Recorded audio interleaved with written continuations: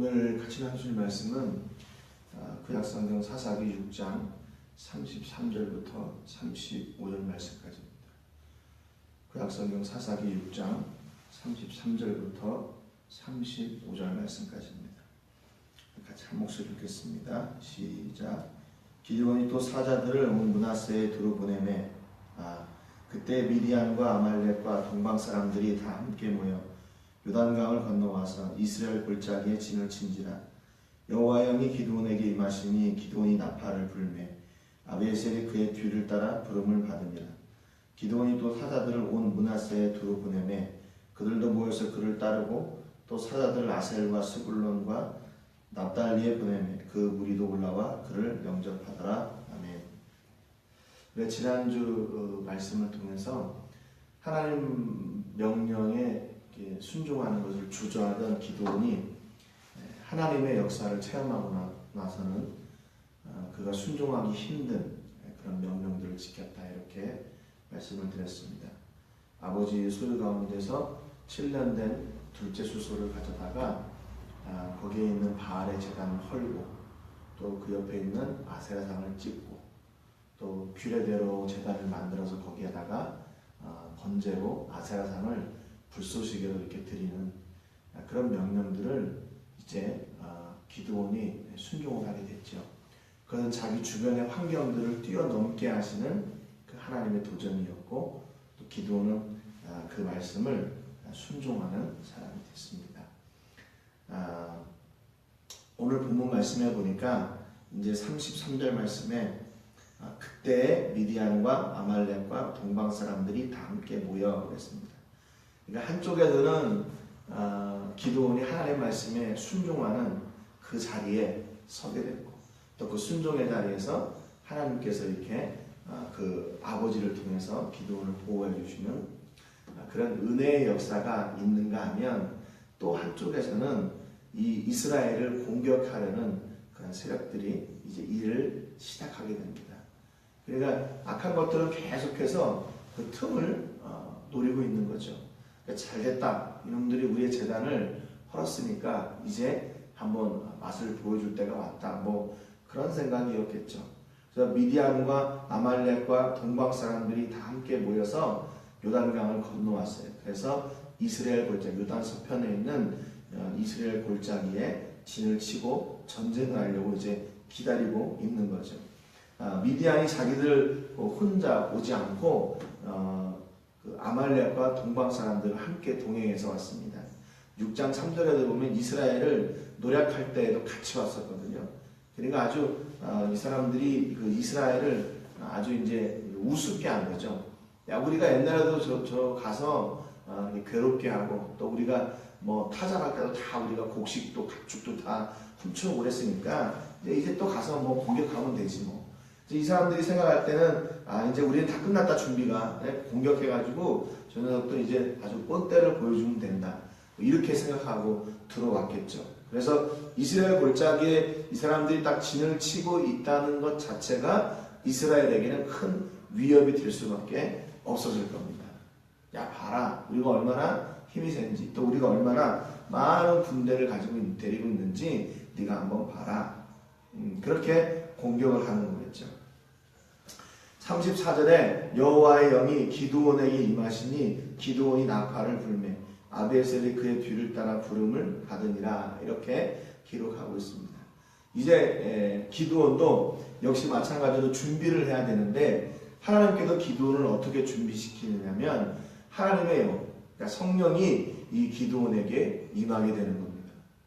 기드온에게 임했더니 어떤 일이 일어나냐면 엄청나게 놀라운 일이 일어나는 게 아니라 기드온이 나팔을 부는 일이 일어나요. 전혀 상상 이상이죠. 그러니까 하나님의 영이 우리에게 임하시면 뭔가 이게 놀라운 일이 일어날 것 같은데 기드온이 나팔을 부는 일을 해요. 여러분, 하나님의 영이 임해야만 나팔을 불 수 있습니까? 꼭 그래야 돼요? 그러지 않잖아요. 그런데 성경은 하나님의 영이 기드온에게 임하셨는데 기드온이 나팔을 불었다, 그렇게 기록해요. 근데 여러분, 이 모든 과정이요, 크든지 작든지 간에 하나님의 영이 임해서 그 일이 이루어졌다는 게 중요한 거예요. 여러분, 우리가 하나님의 영이 임하시는 것은 어떤 놀라운 일들만 이루어가는 줄 아는데 그게 아니에요. 나팔 부는 일도 하나님께서는 이 일을 통해서도 놀라운 일을 이루시기 때문에 그렇습니다. 여리고 구성이 무너질 때도 그랬잖아요. 나팔을 부니까 어떤 일이 일어나냐면 아비에셀 지파가 그들 따라요. 아비에셀은 바로 이 기드온이 속해 있는 그런 집안의 사람들입니다. 그러니까 기드온의 그 집안의 사람들이 제일 먼저 움직였어요. 이 사람들이 어떤 사람들이에요? 기드온이 얘기했던 것처럼 우리 집은 제일 우리 지파 중에서 므낫세 지파 중에서 제일 작고 또 우리 가족 가운데서 나는 제일 작은 사람입니다. 이렇게 얘기했던 사람이라는 거죠. 그런데 이 기드온이 나팔을 불자마자 그 지파들이 움직이기 시작하는 거예요. 작고 연약하고 힘없고 아무것도 할 수 없다고 하던 그 사람들이 움직이기 시작했어요. 여러분, 여기에 보면 여호와의 영이 기드온에게 임했다 이 말이잖아요. 임하시다. 임하다는 말이 히브리 말로 라바슈란 말이에요. 라바슈. 그런데 오늘 이 여호와의 영이 임했다, 이게 자주 성경에 등장하는 말입니다. 사사기에서도 3장 10절에 보면 여호와의 영이 그에게 임하셨으므로, 이게 첫 번째 사사인 온니엘에게 기록되어진 말씀이에요. 여호와의 영이 그에게 임하셨다. 그가 이스라엘의 사사가 되어 나가 싸울 때 여호와께서 메소포타미아 왕 구산 이사다임을 그의 손에 넘겨주심에 온니엘의 손이 구산 이사다임을 이기니라 했거든요. 여기에도 여호와의 영이 그에게 임하셨다 이렇게 되는데, 여기 임하시다는 말은 어떤 말이냐면 하야흐란 말이에요. 하야흐. 그러니까 임하다, 한글로 번역된 그 임하다는 말이 라바시하고 하야흐, 이게 두 가지가 있는데요. 이 뜻이 좀 달라요. 라바시란 말은 무슨 말이냐면 옷 입다, 덮다 그 말이에요. 덮다, 뭘 덮어버리다 그 말이에요. 이게 기드온에게 임하셨다라는 말이 바로 라바시예요. 그리고 온니엘에게 여호와의 영이 그에게 임했다, 그 말은 뭐냐면 하야흐, 오다 또는 지나가다, 거기에 빠지다, 뭐 그런 말이거든요. 그러니까 오셨다는 거예요. 여호와의 영이 오셨다 그 말이에요. 온니엘에게 임한 것. 또 11장에 보면 사사 입다에게도 이에 여호와의 영이 입다에게 임하시니 그런데 이 임하시다는 말이 바로 하야흐예요. 그러니까 여기 지금 완전히 덮다, 옷 입다, 라바시란 말은요, 이 기드온에게만 사용이 됐어요. 특이하게. 기드온에게. 그러니까 완전히 기드온을 그 하나님의 영이 온전히 덮어버린 거예요. 그를 완전히 점령해버린 거예요. 이 라바시란 말이 창세기 3장 21절에 보면 여호와 하나님이 아담과 그의 아내를 위하여 가죽옷을 지어 입히시니라 그랬거든요. 가죽옷을 지어 입혔다, 그 말이 라바시예요. 그러니까 이 기드온에게 성령이 오셔서 완전히 그를 이렇게 감싸 안은 거예요. 그를 완전히 감싸 안고 그를 완전히 점령한 거예요. 그래서 이 하나님의 영이 온전히 기드온을 붙들고 일하시기 시작하셨다는 거예요. 그게 어떤 일이든지 간에 하나님께서 그 일을 책임지시고 함께 하시기 때문에 그 일이 바로 귀한 거예요. 나팔을 부는 일, 그래서 그게 귀한 거예요. 네. 그 나팔을 불므로 인해서 자기 지파 사람들이 움직이기 시작했어요. 네. 이제 하나님의 영에 붙잡힌 바 된 이 기드온이 어떻게 되냐면요, 적들을 두려워하지 않는 거예요. 지금 저하고 대치된 상황에서 나팔을 분다는 게 얼마나 이게 위험한 일입니까? 자기 위치도 노출되죠. 또 나팔을 불게 되면 지금 사람들이 어떻게 움직이나 하면 그 적들이 다 지금 보고 있을 텐데 그 적들을 두려워하지 않는 거예요. 그래서 하나님께서 이제 일을 시작하고 계신 거죠. 근데 이 모든 것이 하나님께 붙들려 일하시는, 하나님께 붙들려 쓰임받는 그런 기드온, 이스라엘의 모습들이 이제 하나씩 성경이 기록해 나가고 있는 겁니다. 35절에 보니까 기드온이 또 사자들을 온 므낫세에 두루 보내매 그들도 모여서 그를 따르고 또 사자들을 아셀과 스불론과 납달리에 보내매 그 무리도 올라와 그를 영접하더라 그랬습니다. 여기 본문에 보니까요, 아셀지파가 나오죠. 아셀지파는 드보라와 바락이 이제 가나안 야빈의 군대와 전쟁을 할 때에 아셀 지파는 참석을 안 했어요. 참가를 안 했어요. 이 사람들은 뒤에 쳐져가지고 야 우리는 뭐 여기 있는 땅에서 그냥 우리는 잘 살면 되지 뭐. 그리고 전쟁에 참가를 안 했습니다. 그런데 그들에게도 이 기드온이 사자를 보냈어요.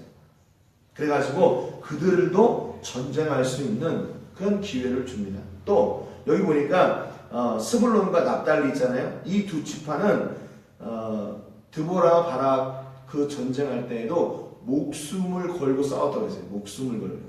사사기 5장 18절에 보니까. 근데 목숨을 걸고 싸운 그 지파가 또 참석을 하고 또 전에는 싸우지 않았던 지파가 이번에는 또 참석을 해요.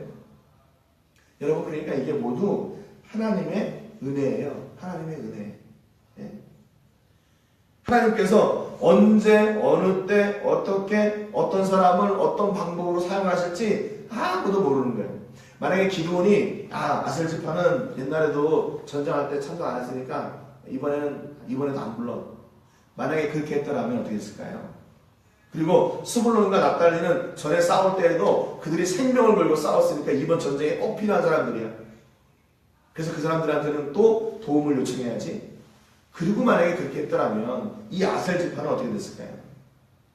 아셀 지파는 아마 그들의 그 역사 가운데서 아마 큰 오점을 안고 그렇게 그냥 살아갔을 때 큰 죄책감 또는 무거운 짐 뭐 이런 걸 가지고. 그런데 기드온은 그 주변에 있는 사람들에게 이렇게 도움을 다 요청합니다. 그리고 전에는 안 했지만 이번에는 또 싸울 수 있으니까 또 사람을 보내서 그들이 다시 기회를 얻게 만들어줬어요. 여러분 이게 바로 하나님의 마음이에요. 하나님의 마음. 우리는 그러잖아요. 저 사람 옛날에도 안 했어. 안 돼. 옛날에도 하다가 안 됐어. 안 돼. 우리는 그렇게 쉽게 그 한 사람을 판단하고 포기해버리고 그를 그냥 제쳐두는 거예요. 그런데 성경은 그렇지 않습니다. 하나님은 그렇지 않아요. 세상에서는 이렇게 소외되고 아니라고 이야기하지만 하나님은 그런 사람들을 들어서 하나님의 놀라운 일을 이루셔요. 여러분 베드로도 그러잖아요. 예수님을 3번이나 부인했던 사람인데 예수님이 그를 다시 만나주세요. 그래서 그에게 다시 사명을 주시고 그를 통해서 하나님의 일을 이루어가기를 원하십니다. 여러분 이게 바로 은혜예요. 바로 은혜. 이 하나님의 은혜가 우리 삶 가운데 늘 풍성하게 넘쳐나게 되는 것이고 그렇기 때문에 우리는 이 하나님의 은혜 없이는 살 수 없는 사람입니다. 배은망덕한 사람, 정말 철저하게 소외되고 철저하게 죄 가운데도 죽을 수밖에 없는 우리들이 하나님의 그 사랑하심 때문에 우리가 어디에 있든지 간에 찾아오셔서 우리를 그 가운데서 다시 회복시켜 내시는 겁니다. 이게 하나님의 은혜이고 하나님의 사랑이에요. 여러분 여호와의 영이 기드온에게 임해서 일어났던 일이 바로 이거예요. 나팔을 불고 자기의 지파가 움직이고 소외됐던 사람들이 다시 전쟁에 임하고 죽기로 작정하고 전쟁에 임하던 사람들이 또 전쟁에 임하고 그래서 하나님의 일을 이루어 나가는 거예요. 여러분 작은 자나 큰 자나 부족한 자나 연약한 자나 낙심된 자나 또는 강한 자나 여러분 하나님의 일에는 그게 중요하지 않아요. 여러분 기도를 통해서 하나님께서 계속 말씀하시는 건 뭐냐면 우리 주변의 환경을 뛰어넘어야 된다는 거예요. 우리의 환경을 생각하지 말아야 된다는 거예요. 오직 그 하나님의 말씀에 초점을 두고 그 말씀을 따라 지속적으로 이렇게 순종해 나가는 그런 하나님의 사람들이 되어야 된다는 겁니다. 오늘도 여러분의 삶 가운데서 이렇게 돌보시고 또 세우시고 강하게 하시는 하나님의 은혜와 복이 여러분의 모든 삶 가운데 넘쳐나시기를 주님의 이름으로 축복합니다. 기도하겠습니다. 하나님 아버지 감사드립니다. 오늘 기드온에게 임하셨던 그 하나님의 역사를 저희가 바라봅니다. 하나님의 은혜로 말미암아 기드온이 나팔을 불게 되고 그로 인하여 자기 지파 사람들 또 소외됐던 사람들 또 전쟁에 목숨을 걸고 참여하는 사람들 이 모든 사람들이 이제 전쟁에 임하려고 그들이 나옵니다.